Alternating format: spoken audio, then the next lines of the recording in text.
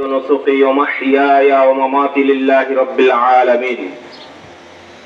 বাংলাদেশ জামাত ইসলামী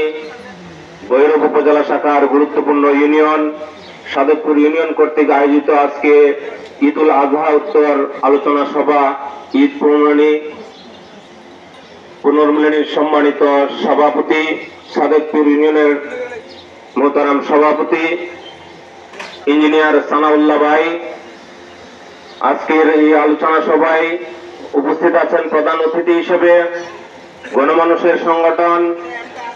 বাংলাদেশ জামাত ইসলামী ভৈরব উপজেলার সংগ্রামী আমির এবং কেন্দ্র ঘোষিত কিশোরগঞ্জ ৬ ভৈরব কুলিয়ারচর আসনের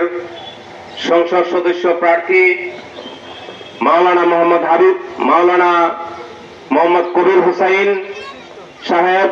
উপস্থিত আছেন